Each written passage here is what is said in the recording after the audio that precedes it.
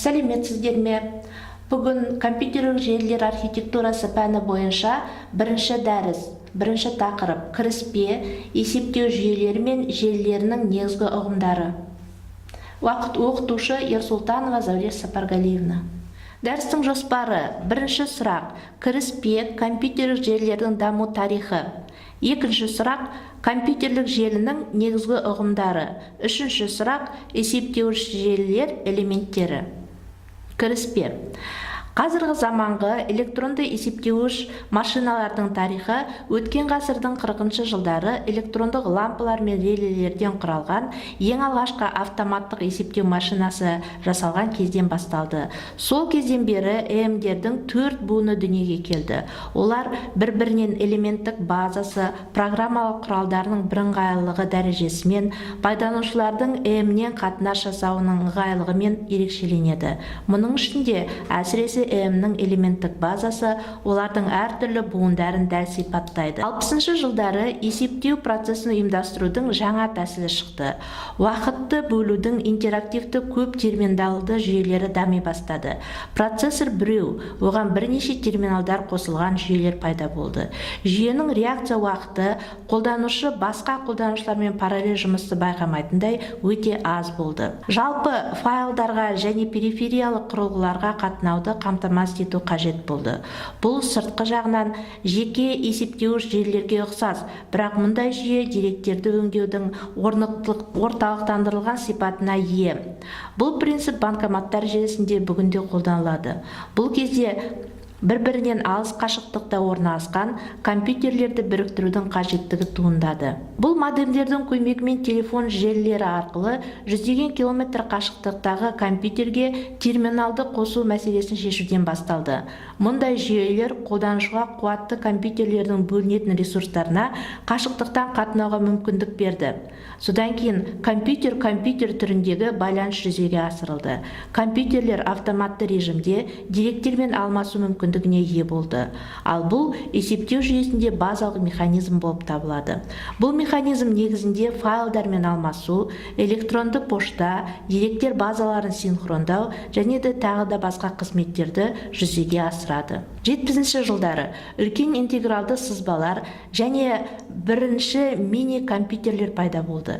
Жақын орналасқан компьютерлер арасында деректермен алмасу қажеттігі туындады. Осылайша бірінші жекелік есептеуіш желісі ЖЕЖ туындады. Компьютерлердің өзара қатынасы үшін бағдарламалық жасақтама БЖ және де қосарластыру құрылғылары әзірленді. Бұл кезде ЖЕЖ-да жалғау үшін желіде деректерді ұсынудың өз тәсілдері және де өз кабельдері бар әртүрлі стандартты емес құрылғылар қолданылды. 80-ші жылдары дербес компьютерлер ДК кең тарала бастады. Олар желілерді құру үшін мінсіз элементтер болып табылды. Бір жағынан олар желілік бағдарламалық жасақтаманың жұмысы үшін жеткілікті қуатты болды. Екінші жағынан олардың қуаты күрделі тапсырмаларды шешу үшін жеткіліксіз болды. Ethernet, ARPANET, Token Ring желісінде компьютерлерді біріктірудің стандартты технологиялар бекітілді. Желі дегеніміз бұл жіберу құрылғысы мен мәліметтерді өңдеуді жасаушы объекттер жиынтығы. Халықаралық стандарттаушы кәсіпорындар есептеуіш желіні бір-бірінен тәуелсіз байланысқан құралдардың арасында мәліметті бит бағдарланған тізбек ретінде жіберу деп қарастырады. Екінші суретте сіздер MS Visio бағдарламасында жасалған компьютерлік желі схемасын көріп отырсыздар. Есептеуіш желі EJ бұл байланыс желілермен жалғанған компьютерлердің жиынтығы. Желі желілік мекен-жайы бар соңғы немесе аралық құрылғылар. Бұл жұмысшы станциялар немесе серверлер, желілік интерфейсі бар компьютерлер, перифериялық құрылғылар, принтер, плоттер, сканер, желілік телекоммуникациялық құрылғылар, коллективті қолдану модемі және маршрутизаторлар болып табылады. Байланыс желілері кабельдермен, желілік адаптерлермен және басқа да коммуникация құрылғыларымен құрылған. Барлық желілік жабдық жүйелік және қолданбалы бағдарламалық жасақтаманың басқарумен жұмыс жасайды. Есептеуіш желілер арқасында қолданушылар барлық компьютерлердің ресурстарын, бағдарламаларын және деректерін бірге қолдану мүмкіндіктеріне ие болды. Есептеуіш желі компоненттері. Біріншіден, аппаратты тұғырнама. Бұлар компьютерлер. Дербес компьютерлерден супер ЭВМ және коммуникациялық жабдыққа кабельді жүйелер, қайталағыштар, көпірлер, коммутаторлар, маршрутизаторлар, модульді концентраторларға дейін жатқызуға болады. Желінің бағдарламалық тұғырмасы. Желілік операция жүйелері Novel NetWare, Windows NT және де желілік қосымшалар, деректердің желілік базалары, пошталық жүйелер, коллективті жұмысты автоматтандыру жүйелері және тағы да басқа енгізіледі. Локалдық есептеуіш желілері леш. Желі негізінен жекеше мекемелерде болады және әлдебір аумақты алады. Аумақтың танымы бойынша мыналарға бөлінеді. Локалдық немесе Local Area Network LAN. Бір немесе бірнеше жақын орналасқан мекемелерде орналасады. Леш негізінен қандай да бір ұйымдарда, корпорация мекемелерде орналасады. Сондықтан лешді біз корпорациялық деп атауымызға да болады. Үлестірілген компьютерлік желі. Бұл глобалды немесе Wide Area Network WAN. Әртүрлі мекемелерде, қалаларда және де елдерде орналасып, территориялық араласқан және глобалдық болып бөлінеді. Осыдан глобалды жерлерді біз 4 түрге бөлеміз. Қалалық, аймақтық, ұлттық және трансұлттық. Өте үлкен аймақтық бөлінген желілерге мысал ретінде интернет, EUNET, Relcom, Fidoны айтуға болады. Жалпы жағдайда желі құрамына келесі элементтер кіреді. Желілік компьютер, желілік адаптермен қамтылған компьютер, байланыс каналдары, кабельді, спутникті, телефонды, цифрлық, талшықты оптикалық, радиоканалды және де тағы да басқа құрылғылар. Сигнал түрлендірулерінің көптеген түрлері, желілік құралдар. Екі түрлі желілік ұғымдарды айырамыз: коммуникациялық және ақпараттық желі. Үшінші суретте ақпараттық және коммуникациялық желілердің схемасын көріп тұрмыз. Бұл жерде коммуникациялық желі барлық ақпараттық желілерді қамтитын суреттелген.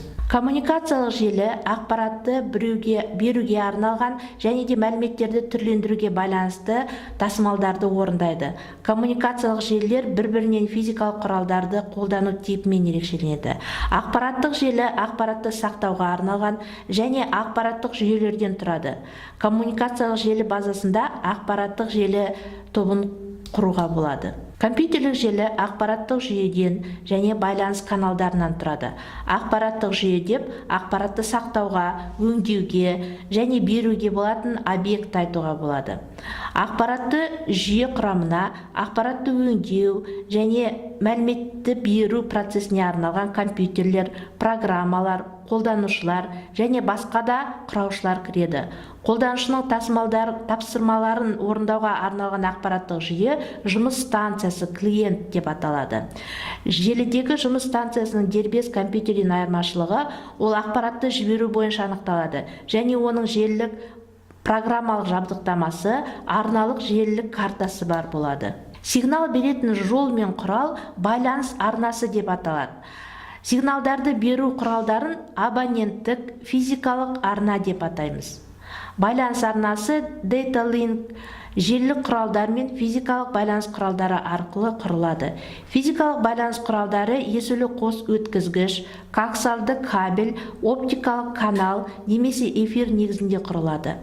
Ақпараттық жүйенің физикалық коммуникациялық желі арнасы және коммуникация әрекеттестігі арасында логикалық арна орнатылады.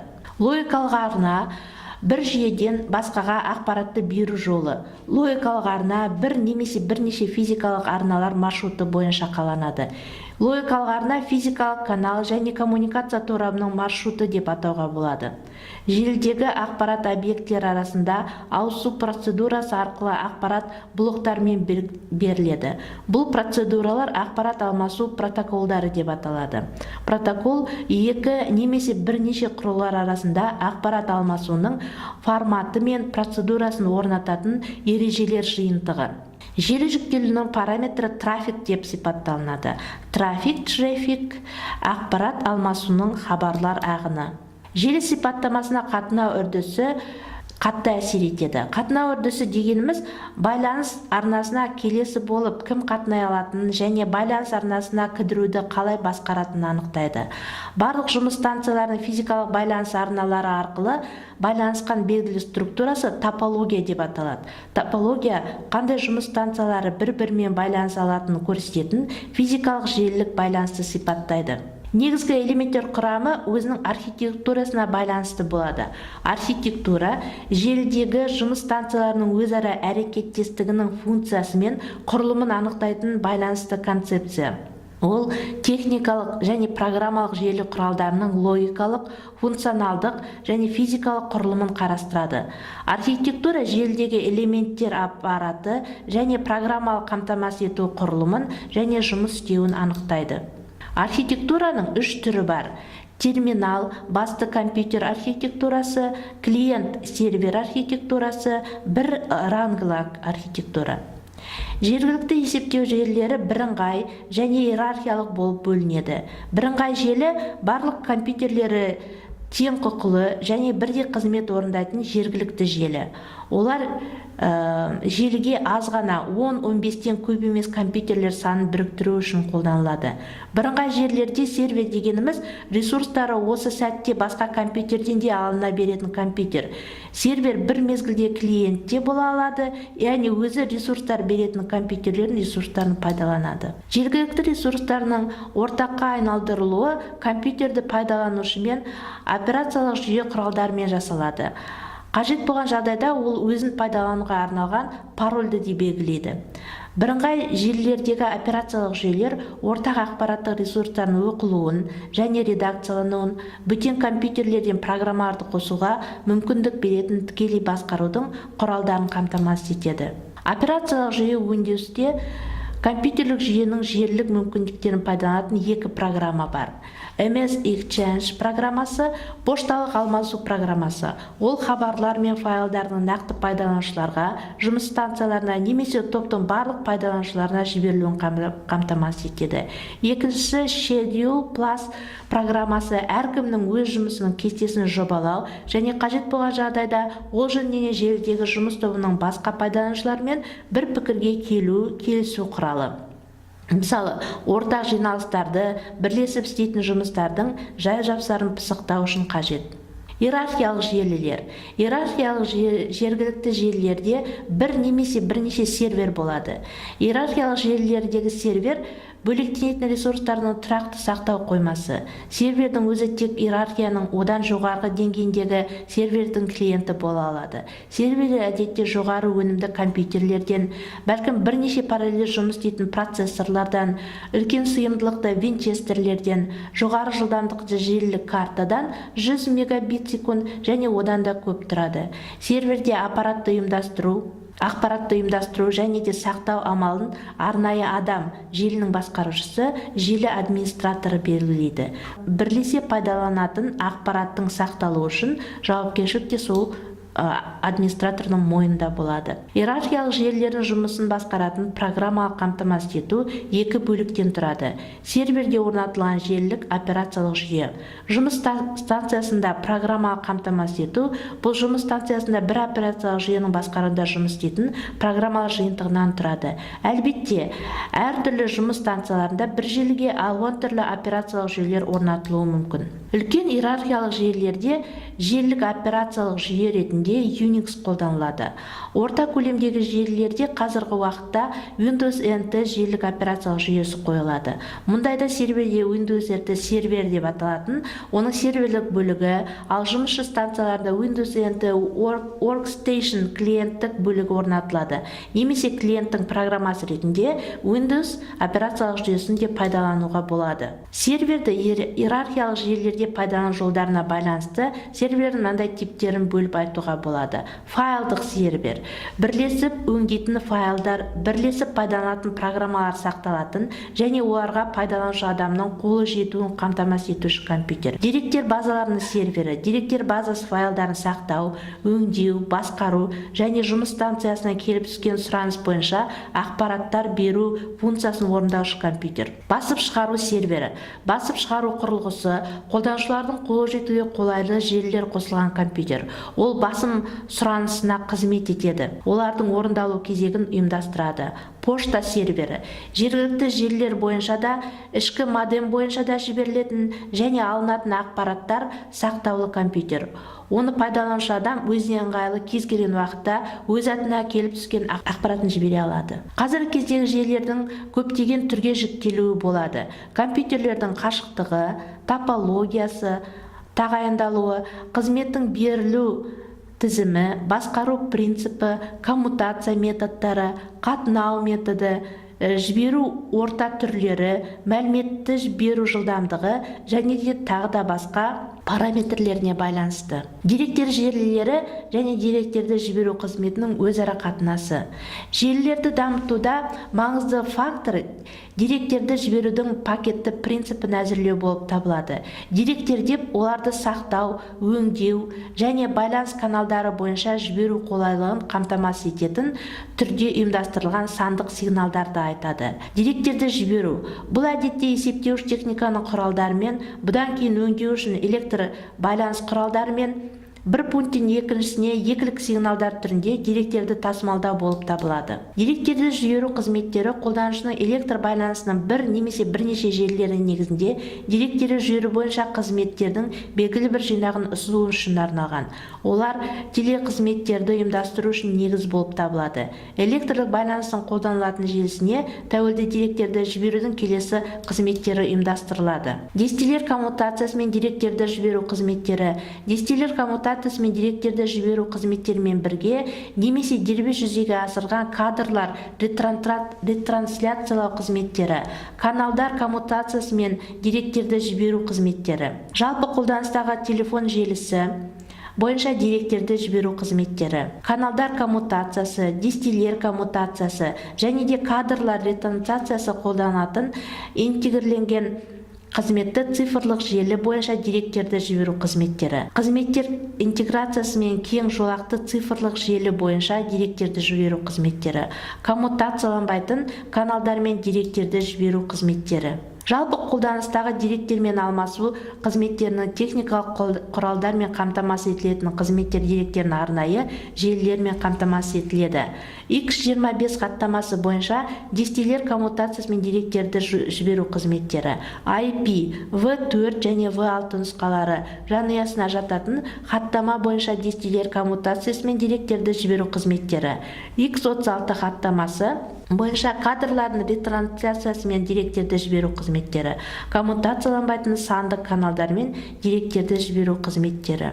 Компьютер желілер түсінігі келесі компоненттерден тұрады. Компьютерлер, коммутациялық құралдар, операциялық жүйелер, желі қолданбалары. Қазіргі кезде желіде әртүрлі жеке компьютерлерден бастап, үлкен мейнфрейм немесе супер EVM деп аталатын компьютерлер кластары кең қолданылуда. Компьютер түрі желіде шешілетін сауал арқылы анықталады. Коммуникациялық құралдар ішіне кабель жүйелері, мост, коммутатор, маршрутизатор және модульді концентраторлар кіреді. Бүгінгі күнде қолданылатын коммуникациялық құралдар күрделі, арнайы жасалған мультиплексер болып табылады. Оны өз бетімен конфигурациялау, администрациялау, оптимизациялау қажет болады. Коммуникациялық құралдар жұмысын игеру локалды және глобалды желілерде қолданатын көптеген протоколдарды жасауды қажет етеді. Үшінші деңгейде табылатын операциялық жүйелер желінің тиімді пайдалануын анықтайды. Операциялық жүйе басқа компьютердегі басқа операциялық жүйемен қарым-қатынас жасауды, қауіпсіз деңгейін, деректерді сақтылығын, мүмкін болған тұтынушылар санын анықтайды. Бұл мүмкіндіктер операциялық жүйе негізінде табылған локалды және үлестірілген ресурстарды басқару концепциясымен анықталады. Желінің төртінші деңгейдегі желі қолданбалар, желілік деректер базалары, пошта жүйелері, ұжымның жұмысын автоматтандыратын жүйе болуы мүмкін. Қолданатын салаға байланысты бұл қолданбалар желіде әртүрлі мүмкіндіктерге ие болады. Желі протоколдарымен жұмыс істеу ережесін білу студенттерге желі қолданбаларын өз беттерімен жасауға мүмкіндік береді. Компьютерлер арасындағы байланыстар, байланыс арналары бойымен қосылған арнайы сыртқы құрылымдар, желілік адаптерлер арқылы орнатылады. Әрбір компьютер өзінің жеке операциялық жүйесін басқарумен жұмыс істейді. Желінің компьютерлер арасында жұмысты бөлінетін қандай да бір ортақ операциялық жүйе мүлде жоқ. Желінің компьютерлері желілік адаптерлер және байланыс арналары арқылы бір-бірімен хабарламалар алмасу арқылы өзара байланысады. Осы хабарламалардың көмегінен көбінесе бір компьютер екіншісінің жергілікті ресурстарын пайдалануға рұқсат сұрайды. Ондай ресурстар ретінде дискіде сақталған деректер, принтерлер, модемдер, факс аппараттар сияқты әртүрлі сыртқы құрылымдар болуы мүмкін. Желідегі әрбір компьютердің жергілікті ресурстарын қолданушылар арасында бөліп, ортақ пайдалану есептеу жүйелерін құрудағы негізгі мақсат болып табылады. Қолданылған әдебиеттер тізімі. Негізгі әдебиеттер. Бірінші, компьютерные сети. Официальное пособие Microsoft 1998 жылғы. Екінші әдебиет. Бройда. Вычислительные системы сети и телекоммуникация. Питер 2005 жылғы. Үшінші әдебиет. Дүйсебекова, Жомартова. Есептеу желілерінің негіздері. Алматы 2006 жыл.